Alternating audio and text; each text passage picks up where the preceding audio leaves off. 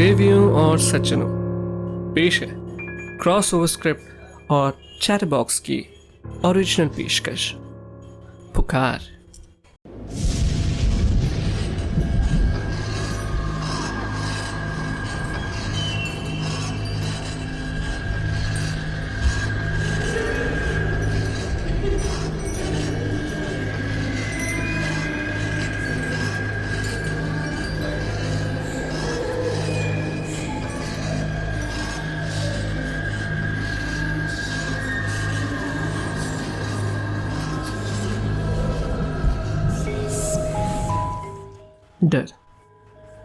डर हर कहानी के नफ्स में होता है।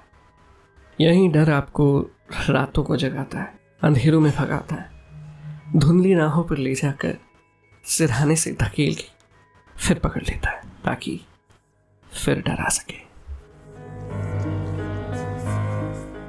आज की हमारी कहानी भी एक ऐसे डर को लेकर है, और ये किसकी पुकार है?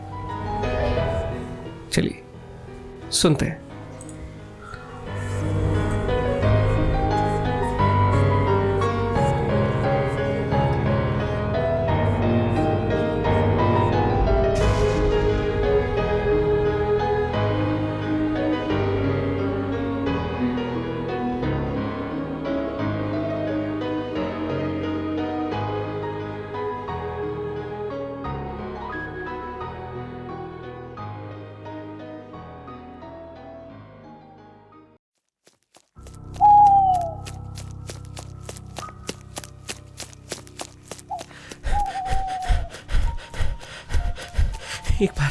एक बार फिर मैंने पीछे मुड़कर देखा।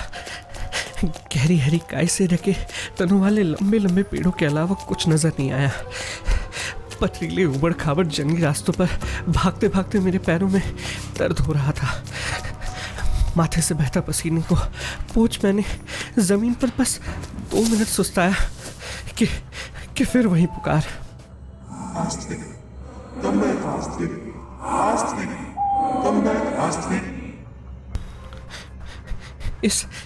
इस आवाज में अजीब सा खिंचाव था। जितनी बार भी ये आवाज मेरे कानों से टकराती, मानो मेरे पैरों में बोझ पड़ जाता और आगे बढ़ना उतना ही मुश्किल हो रहा था। मैंने मुड़कर देखा। आवाज के पीछे कोई इंसान नहीं था तो बस घने काले जंगलों का भयानक माहौल, जिसे देखकर मेरी रूह तक कांप गई। किसी तरह मैंने खींचकर खुद को खड़ा किया और रोशनी की तलाश में दोबारा भागने लगा। हवा मेरे कानों के पास से सरसराती हुई मेरे बालों को उड़ा रही थी। मेरी रीढ़ तक एक अजीब सी सनसनाहट फैली हुई थी। ठंडा पसीना मेरे गालों से टपक कर नीचे गिर रहा था। मेरी सांस फूल रही थी। मेरे चारों ओर अंधेरा बढ़ रहा था। जाने कहीं इस अंधेरे से कुछ बाहर निकल आया।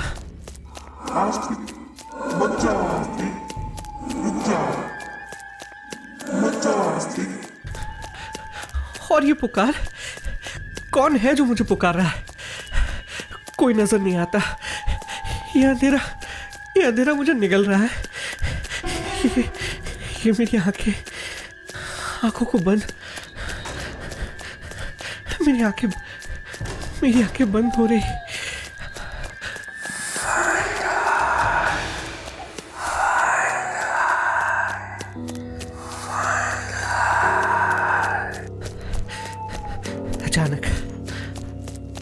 अचानक ये फुसफुसाहट हुई। कहाँ से आई बता पाना मुश्किल है, बल्कि ये नामुमकिन था। लेकिन वो आवाज नहीं थी जो मेरे पैरों में बेड़ियां लगा रही थी। मैंने हिम्मत जुटाकर एक बार फिर दौड़ पड़ा, और इस बार शायद मैं जीत रहा था, क्योंकि सामने एक रोशनी नजर आई थी।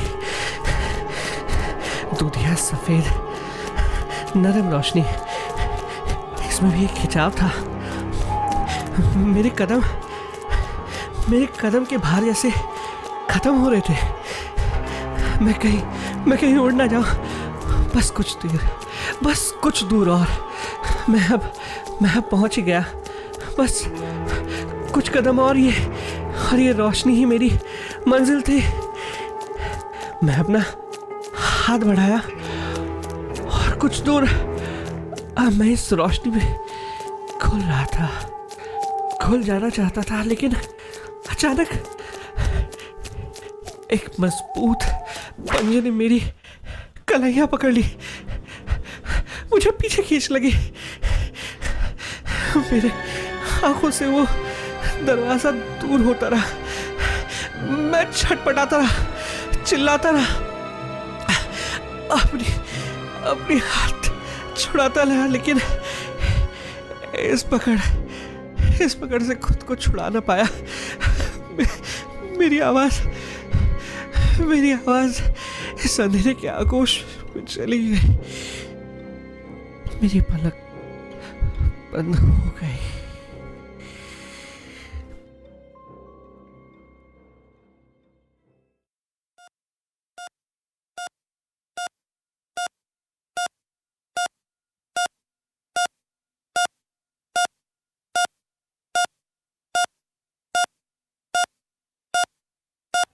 मेरे आसपास जैसे सैकड़ों बीप की आवाज गूंज रही थी।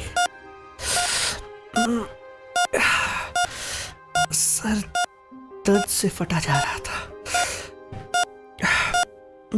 बड़ी मुश्किल से मैंने अपनी आंखें खोली। मैं लोगों से घिरा था। हाँ, मेरे चारों तरफ धुंधले पर लोग खड़े थे।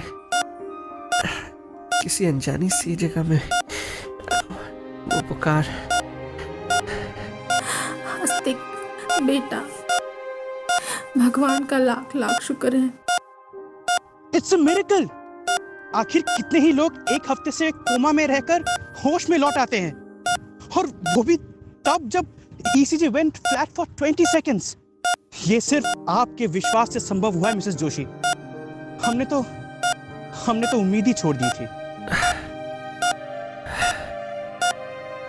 रोशनी से चौंधियाई मेरी आंखें अब साफ साफ देख रही थी। मेरा हाथ पकड़े मेरी माँ मेरे सिरहाने स्टूल पर बैठी थी। सुइयों और मॉनिटर के जाल में फंसा मैं हॉस्पिटल बेड पर था।